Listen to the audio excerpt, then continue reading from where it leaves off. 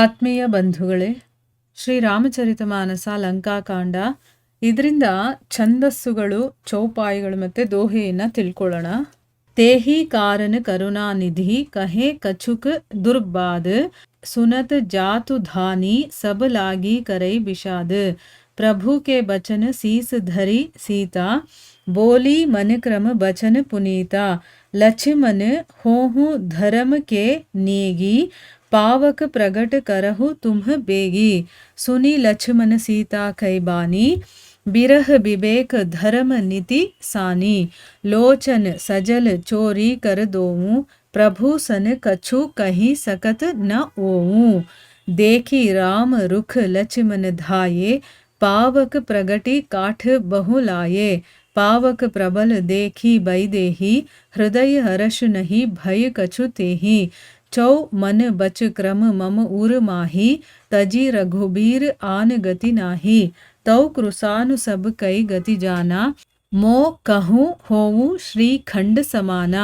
श्री खंड सम पावक प्रवेश कियो सुमिरि प्रभु मैथिली जय कोसलेस महेश बंदित चरण रति अति निर्मली प्रतिबिंब अरुलौकिक कलंक प्रचंड पावक महु जरे प्रभु चरित काहू न लखे सब सुर सिद्ध मुनि देखहि खरे धरी रूप पावक पानी गही श्री सत्य श्रुति जग विदित जो जिमी क्षीर सागर इंदिरा राम ही समर्पी आनी सो राम बाम विभाग राजति रुचिर अति शोभा भली नव नील नीरज निकट मानहु कनक पंकज की कली. ಇವು ಛಂದಸ್ಸುಗಳು, ಚೌಪಾಯಿಗಳು ಮತ್ತು ದೋಹೆ. ಈಗ ಇದನ್ನು ಅರ್ಥ ಮಾಡ್ಕೊಳ್ಳೋದಕ್ಕೆ ಪ್ರಯತ್ನ ಮಾಡೋಣ. ತುಳಸಿದಾಸರು ಹೇಳ್ತಾರೆ, ಸೀತೆಯನ್ನು ನಡ್ಕೊಂಡೇ ಕರ್ಕೊಂಡು ಬನ್ನಿ, ಆಗ ಎಲ್ಲ ವಾನರರು ಕೂಡ ಆಕೆಯನ್ನು ತಾಯಿಯ ಹಾಗೆ ನೋಡ್ತಾರೆ ಅಂತ ಹೇಳಿ ನಕ್ಬಿಡ್ತಾನೆ. ಆಮೇಲೆ ಪ್ರಭುವಿನ ವಚನವನ್ನು ಕೇಳಿ ವಾನರ, ಭಲ್ಲೂಕರು ಎಲ್ಲರೂ ಕೂಡ ಸಂತೋಷರಾಗ್ತಾರೆ. ಆಕಾಶದಿಂದ ದೇವತೆಗಳು ಪುಷ್ಪವೃಷ್ಟಿಯನ್ನ ಮಾಡ್ತಾರೆ. ನಿಜವಾದ ಸೀತೆಯನ್ನ ಅಗ್ನಿದೇವನ ಹತ್ರ ಇಟ್ಟಿದ್ರು. ಈಗ ಅಂತಸ್ಸಾಕ್ಷಿಯಾದ ಭಗವಂತ ಅವಳನ್ನ ಪ್ರಕಟಗೊಳಿಸ್ಬೇಕು ಅಂತ ಅವನು ಇಷ್ಟಪಡ್ತಾನೆ. ಈ ಕಾರಣದಿಂದಾನೇ ಕರುಣಾನಿಧಿಯಾದಂತಹ ಶ್ರೀರಾಮ ಲೀಲೆಗಾಗಿ ಕೆಲವು ಕಟುವಚನಗಳನ್ನು ಆಡ್ತಾನೆ. ಅದನ್ನು ಕೇಳಿ ರಾಕ್ಷಸ ಸ್ತ್ರೀಯರೆಲ್ಲರೂ ಕೂಡ ತುಂಬ ದುಃಖ ಪಟ್ಕೊಳ್ತಾರೆ. ಪ್ರಭುವಿನ ವಚನಗಳನ್ನು ಶಿರಸಾವಹಿಸಿ ಮನವಚನ ಕಾಯದಿಂದ ಪವಿತ್ರಳಾದಂತಹ ಸೀತಾದೇವಿ ಹೇಳ್ತಾಳೆ, ಲಕ್ಷ್ಮಣ, ನೀನು ನನ್ನ ಧರ್ಮರಕ್ಷಣೆಯ ಕಾರ್ಯದಲ್ಲಿ ಸಹಾಯಕನಾಗು ಅಂತಂದ್ಬಿಟ್ಟು ಕೂಡಲೇ ಅಗ್ನಿಯನ್ನ ಉರಿಸಿ ಸಿದ್ಧಗೊಳಿಸ್ತಾನೆ. ವಿರಹ, ವಿವೇಕ, ಧರ್ಮ, ನೀತಿಯುಕ್ತವಾದಂತಹ ಸೀತಾದೇವಿಯ ವಚನಗಳನ್ನು ಕೇಳಿ ಲಕ್ಷ್ಮಣನ ಕಣ್ಣುಗಳಲ್ಲಿ ದುಃಖಾಶ್ರುಗಳು ತೊಟ್ಟಿಕ್ಕತ್ತೆ. ಅಂದರೆ ಅವನ ಕಣ್ಣಲ್ಲಿ ನೀರು ಬಂದ್ಬಿಡುತ್ತೆ. ಇಂಥ ಪವಿತ್ರವಾದಂತಹ ಸೀತೆಗೆ ಇಂಥ ಒಂದು ಪರಿಸ್ಥಿತಿ ಬಂದಿದೆಯಲ್ಲ ಅಂತನ್ಬಿಟ್ಟು ತನ್ನ ಎರಡೂ ಕೈಗಳನ್ನು ಜೋಡಿಸ್ಕೊಂಡು ನಿಂತ್ಕೊಂಡ್ಬಿಡ್ತಾನೆ. ಅವನು ಕೂಡ ಶ್ರೀರಾಮನಿಗೆ ಏನು ಹೇಳೋದಕ್ಕಾಗೋದಿಲ್ಲ, ಆ ರೀತಿ ಆಗ್ಬಿಡುತ್ತೆ. ಮತ್ತೆ ಶ್ರೀರಾಮನ ಸಂಕೇತವನ್ನು ಗಮನಿಸಿ ಲಕ್ಷ್ಮಣ ಕೂಡಲೇ ಕಟ್ಟಿಗೆಗಳನ್ನೆಲ್ಲ ರಾಶಿ ಹಾಕಿ ಅಗ್ನಿಯನ್ನು ಪ್ರಜ್ವಲಿಸ್ತಾನೆ. ಪ್ರಜ್ವಲಿತವಾದಂತಹ ಅಗ್ನಿಯನ್ನ ನೋಡಿ ಜಾನಕಿಗೆ ತುಂಬಾನೇ ಸಂತೋಷ ಆಗುತ್ತೆ.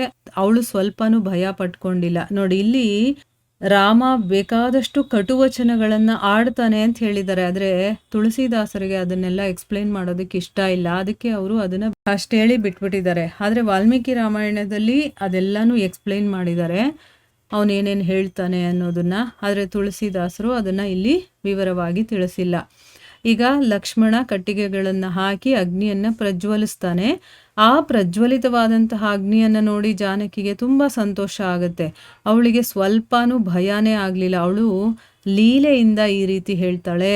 ನೋಡಿ, ಅವಳು ಕೂಡ ಇಲ್ಲಿ ನಾಟಕ ಮಾಡ್ತಾ ಇದ್ದಾಳೆ. ಈಗೇನೋ ಒಂದು ಲೀಲೆ ನಡೆಸ್ತಾ ಇದ್ದಾರಲ್ವಾ, ಸೊ ಅದರಿಂದ ಅವಳು ಈ ರೀತಿ ಹೇಳ್ತಾಳೆ, ಓ ಯಜ್ಞೇಶ್ವರ, ಮನೋ ವಾಕ್ ಕರ್ಮಗಳಿಂದ ನಾನು ನನ್ನ ಹೃದಯದಲ್ಲಿ ಸರ್ವಜ್ಞನಾದಂತಹ ಶ್ರೀ ರಘುವೀರನನ್ನು ಮಾತ್ರ ಆಶ್ರಯಿಸಿದ್ರೆ ಎಲ್ಲರ ಮನೋಗತಿಯನ್ನು ತಿಳಿದಿರುವಂಥವು ನೀನು. ನನ್ನ ಮನೋಗತಿಯನ್ನು ಕೂಡ ತಿಳ್ಕೊಂಡು ಚಂದನದಂತೆ ಶೀತಲವಾಗು. ಅಂದರೆ ನಾನು ನಿಜವಾಗ್ಲೂ ರಾಮನನ್ನು ಮಾತ್ರ ನನ್ನ ಮನಸ್ಸಲ್ಲಿ ಇಟ್ಕೊಂಡಿದ್ರೆ ನೀನು ನನ್ನನ್ನು ಉರಿಸ್ಬಾರ್ದು. ನೀನು ನನಗೆ ಹೇಗಿರಬೇಕು ಅಂತಂದರೆ ಚಂದನ ಎಷ್ಟು ತಂಪಾಗಿರುತ್ತೋ ಆ ರೀತಿ ನನಗೆ ಆಗಬೇಕು ನೀನು ಅಂತಂದ್ಬಿಟ್ಟು ಹೇಳ್ತಾಳೆ. ಶ್ರೀ ಮಹಾದೇವನಿಂದ ಸದಾಕಾಲ ಪೂಜಿಸಲ್ಪಡುವಂತಹ ಶ್ರೀ ಸೀತಾದೇವಿಗೆ ಅತ್ಯಂತ ಪ್ರೀತಿ ಪಾತ್ರನಾದಂತಹ ಶ್ರೀರಾಮಚಂದ್ರ ಪ್ರಭುವಿನ ಚರಣಕಮಲಗಳನ್ನು ಸ್ಮರಣೆ ಮಾಡ್ಕೊಳ್ತಾ ಕೋಶಲಾದೇಶನಿಗೆ ಜಯ ಜಯಕಾರವನ್ನು ಮಾಡ್ತಾ ಸೀತಾದೇವಿ ಚಂದನದ ಹಾಗೆ ಶೀತಲವಾದಂತಹ ಅಗ್ನಿಯಲ್ಲಿ ಪ್ರವೇಶ ಮಾಡ್ತಾಳೆ. ಆಗ ಸೀತಾದೇವಿಯ ಪ್ರತಿಬಿಂಬ ಬಿಂಬದಲ್ಲಿ ಸೇರಿ ಹೋಗುತ್ತೆ. ಅಂದರೆ ಆ ಪ್ರತಿಬಿಂಬ ಇಷ್ಟು ದಿವಸ ಹೊರಗಡೆ ಇತ್ತು, ಈಗ ಸೀತಾದೇವಿಯ ಜೊತೆನೆ ಸೇರ್ಕೊಂಡ್ಬಿಡ್ತು. ಲೌಕಿಕ ಕಳಂಕವೆಲ್ಲ ಈ ಪ್ರಚಂಡ ಅಗ್ನಿಯಲ್ಲಿ ಭಸ್ಮ ಆಗೋಯ್ತು. ಪ್ರಭುವಿನ ಈ ಲೀಲಾ ರಹಸ್ಯ ಯಾರಿಗೂ ಗೊತ್ತೇ ಆಗಲಿಲ್ಲ. ಸುರರು, ಸಿದ್ಧರು, ಮುನಿಗಳು ಆಕಾಶದಲ್ಲಿ ನಿಂತು ಇದನ್ನು ಸ್ತಬ್ಧರಾಗಿ ನೋಡ್ತಾ ಇದ್ರು. ಆಗ ಅಗ್ನಿದೇವ ಶರೀರಧಾರಿಯಾಗಿ ಪ್ರಕಟಿತನಾಗಿ ವೇದ ಪ್ರತಿಪಾದ್ಯಳಾದಂತಹ ಜಗದ್ವಿಖ್ಯಾತಳಾದಂತಹ ನಿಜವಾದ ಶ್ರೀದೇವಿಯನ್ನು ಅಂದರೆ ಸೀತಾದೇವಿಯ ಕೈ ಹಿಡ್ಕೊಂಡು ಕ್ಷೀರಸಾಗರ ಅಂದರೆ ಸಮುದ್ರ ರಾಜ ಲಕ್ಷ್ಮೀದೇವಿಯನ್ನು ಮಹಾವಿಷ್ಣುವಿಗೆ ಸಮರ್ಪಣೆ ಮಾಡ್ತಾನಲ್ಲ, ಅದೇ ರೀತಿ ಸೀತಾದೇವಿಯನ್ನು ಶ್ರೀರಾಮಚಂದ್ರನಿಗೆ ಅರ್ಪಣೆ ಮಾಡ್ತಾನೆ. ಆಕೆ ಏನು ಮಾಡ್ತಾಳೆ, ಶ್ರೀರಾಮನ ವಾಮಭಾಗದಲ್ಲಿ ಬಂದು ವಿರಾಜಿಸ್ತಾಳೆ. ಆಕೆಯ ಪರಮಶೋಭೆ ಅತಿ ಮನೋಜ್ಞವಾಗಿತ್ತು. ಅಂದರೆ ಅದನ್ನು ನೋಡೋದಕ್ಕೆ ಎರಡು ಕಣ್ಣು ಸಾಲೋದಿಲ್ಲ. ಆಗ ತಾನೇ ಅರಳಿದ ನೀಲಿ ಕಮಲದ ಹತ್ರ ಕನಕ ಕಮಲದ ಮೊಗ್ಗಿನ ಹಾಗೆ ಅವಳು ಶೋಭಿಸ್ತಾ ಇದ್ಲು. ಈಗ ನೀಲಿ ಕಮಲ ಒಂದು ಅರಳಿ ನಿಂತಿರುತ್ತೆ, ಅದ್ರ ಹತ್ರನೇ ಒಂದು ಇನ್ನೂ ಮೊಗ್ಗಿನ ಹಾಗಿರುವಂಥ ಒಂದು ಕಮಲದ ಹೂ ಇದ್ದರೆ ಹೇಗಿರುತ್ತೋ ಆ ರೀತಿ ಅವಳು ಅಲ್ಲಿ ಶೋಭಿಸ್ತಾ ಇದ್ಲು ಅಂತಂದ್ಬಿಟ್ಟು ಇದನ್ನು ಎಕ್ಸ್ಪ್ಲೇನ್ ಮಾಡಿದ್ದಾರೆ. ಎಷ್ಟು ಚೆನ್ನಾಗಿದೆ ನೋಡಿ. ಅಂಥ ಸೀತಾದೇವಿ ಇಲ್ಲಿ ಅಗ್ನಿಯನ್ನು ಪ್ರವೇಶ ಮಾಡಿ ನಾನು ಶುದ್ಧವಾಗಿದ್ದೀನಿ ಅಂತ ಸಾಬೀತುಗೊಳಿಸ್ಬೇಕಾಗಿತ್ತು ಇಡೀ ಜನಕ್ಕೆ. ಆದರೆ ರಾಮನಿಗೆ ಗೊತ್ತಿತ್ತು, ಸೀತೆಗೆ ಗೊತ್ತಿತ್ತು ಅಲ್ಲೇನಾಗ್ತಾ ಇದೆ ಅಂತಂದ್ಬಿಟ್ಟು. ಬೇರೆ ಇನ್ಯಾರಿಗೂ ಈ ವಿಷಯದ ಬಗ್ಗೆ ಏನೂ ಗೊತ್ತಿಲ್ಲ. ಸೊ ಇಲ್ಲಿಗೆ ನಾವು ನಿಲ್ಲಿಸೋಣ. ಹರೇ ಕೃಷ್ಣ.